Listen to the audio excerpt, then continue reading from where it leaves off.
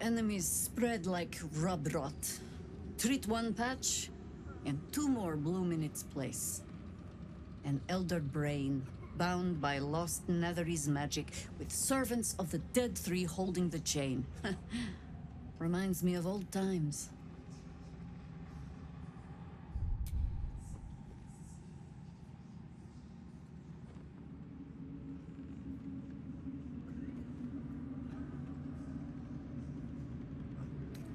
Extensively.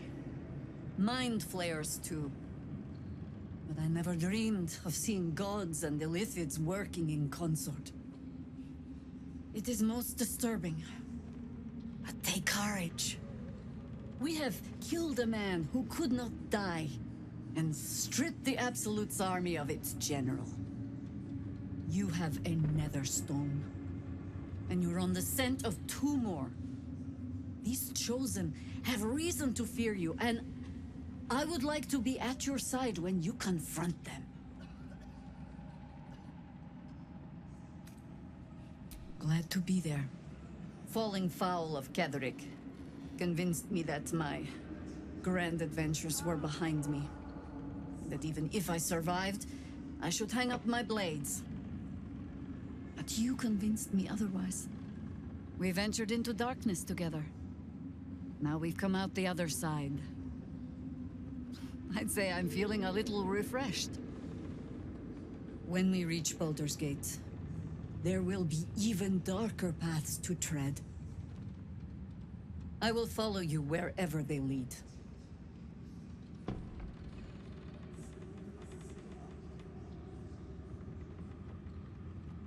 You're amply reinforced already. I'll let the... With the Absolute's army gone, there's a Harper's safe house in Worm's Crossing. Denthelan's Dancing Axe. We do well to check in with them before entering the city proper. Beyond that, our course is yours to set. I can recall how to take orders, as well as give them.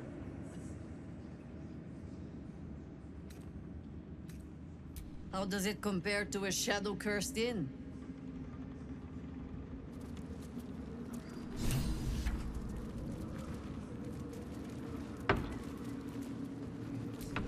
From this seat, Ketherick defied gods and raised an army for the Absolute. It is not particularly comfortable.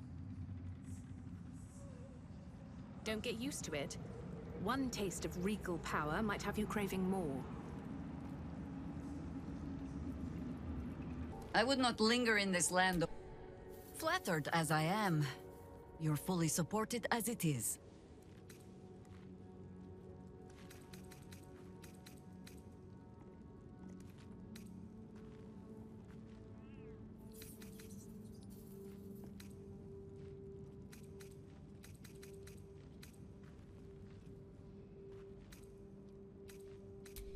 Then let us be about...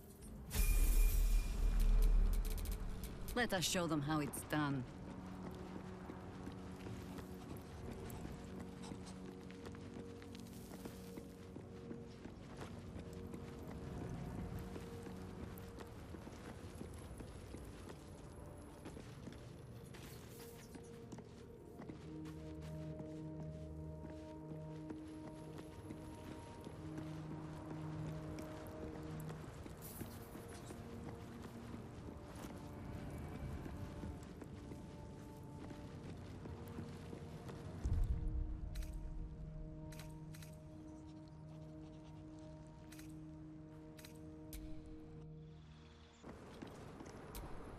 As you approach Minthara, you feel her mind reaching out to yours, tentative and curious. Then it retreats, soft as a whisper. Sorry. Old habits.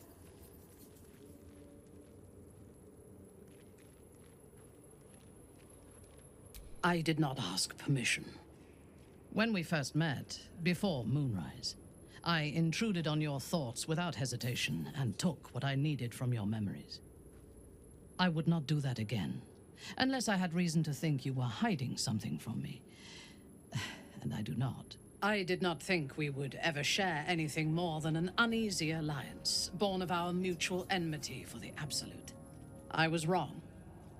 A deeper bond has grown between us. I trust you. But I would like to touch your thoughts again, now that my mind is my own. May I?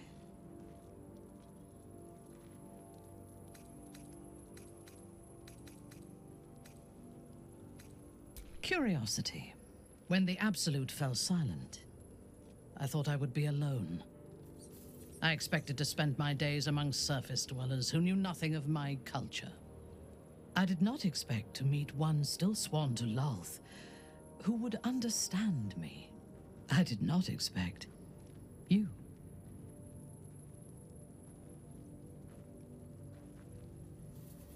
I have been told that I am special since my mother first held me in her arms. The burden of expectation. Before the Absolute, I lived a life of certainties. I knew that I was destined for greatness because I was born to it. I also knew that my inherited privilege came with a cost. That the bonds of fellowship and family could be broken by envy and ambition. I could not enjoy the taste of food for fear of poisoning, and I could not enjoy the company of lovers and friends because I feared they hid knives behind their smiles. In spite of the danger, I was happy. I knew myself, and I understood the world around me. Now, nothing is certain. Without Lolth, without the Absolute, without my home, I do not know myself. But you do, I think. Show me myself through your eyes. Let me see what I am to you. She joins her thoughts with yours, and you are as one. You share in her strength of mind and formidable will, but also the doubts that eat at her conviction. Those doubts cluster in swarms, and the thickest is around her sense of self. She pushes past, revealing the image of her you hold in your mind. What does she see?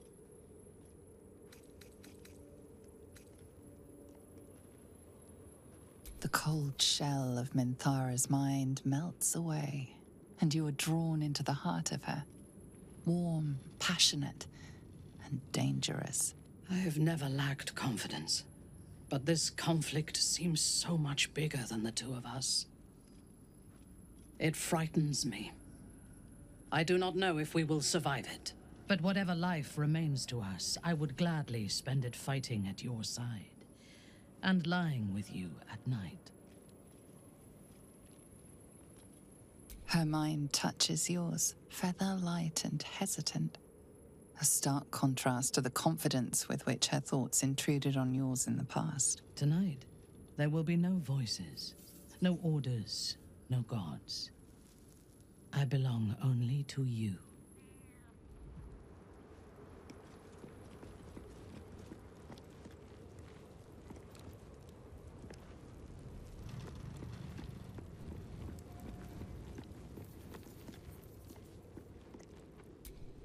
I can't believe it.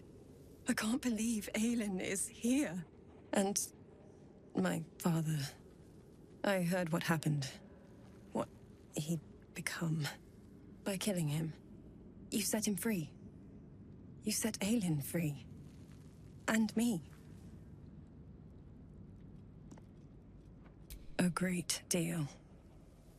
But still, some of the details elude me. Ketheric Thorm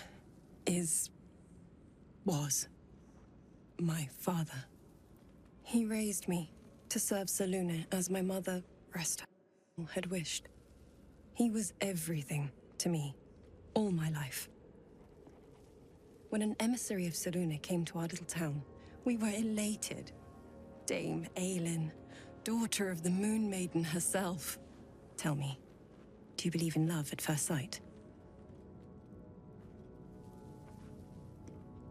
That's exactly it. And I tell you, I took one look at her and I just knew she was it. Lucky for me, she felt the same way. But my father was skeptical. Aelin is immortal, after all. I understand it's strange. There's an imbalance between us, certainly. But I suppose loving Aelin felt the same as loving myself. It was natural. Then... And this is where I still need answers. I died. I'm not sure how, why, but all was black. Next I knew, I was being jolted awake.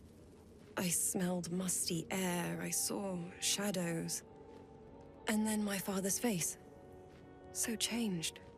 So hideously warped. I didn't know that then, but I could see the change in him. He told me we'd be together now. Said that Aelin was dead. I couldn't speak. Could only run. I found last light within the shadows. Made a shelter there. Prayed my father wouldn't find me. By the time Jaheira came, I'd pieced together just enough to know I'd been dead 100 years. That my father was the source of the horrors plaguing this land. My home. I couldn't tell her who I was. I had to protect them. And myself. No matter what. It's all out in the open now. And with my father dead, I have nothing to fear. Except for Aelin. She needs healing.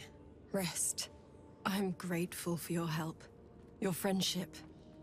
I hope we won't intrude on your hospitality too long. But I'm grateful for a safe place to... well... just to be.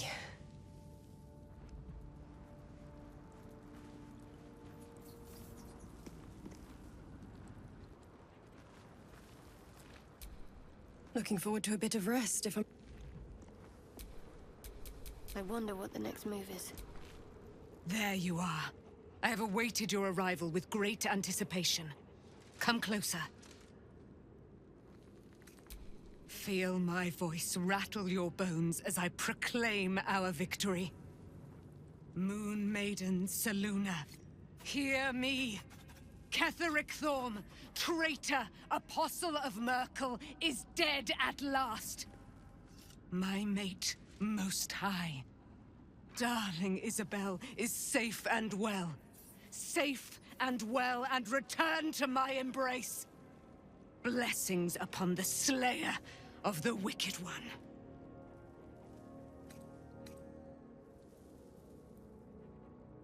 We are a powerful party indeed. Faerun itself trembles at our touch. My darling Isabel says we will stay allied at your side. I am pleased to hear it.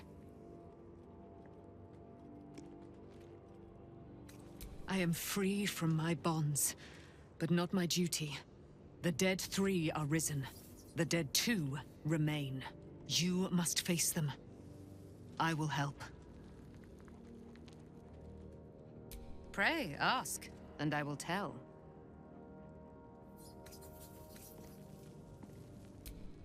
A century of it, by now.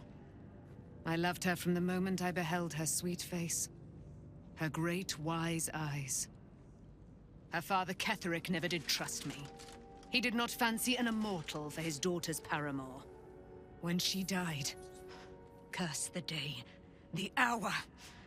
We each of us mourned bitterly. But Ketheric's pain could be touched by no aid, no boundary. He turned to wretched Shah, the Lady of Loss, for relief. And she whispered into his ear, poisoning his mind.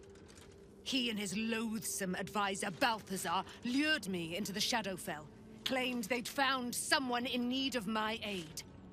There, they trapped me in their infernal cage. I was killed, murdered, made dead over and over and over by justiciars of every make and kind. I was reborn, for it is my nature. And Ketheric fed upon my immortality all the while. But lo, the brute is dead, and we live! Do I not radiate with my mother's brightness, her glory? There can be no doubt. I am of her silvered flesh, her celestial womb. Why, she already has. She has brought her sword to your side, Dame Aelin. So mighty are her wonders, her great wisdom. Together, we will set this fair land free of tyranny and murder.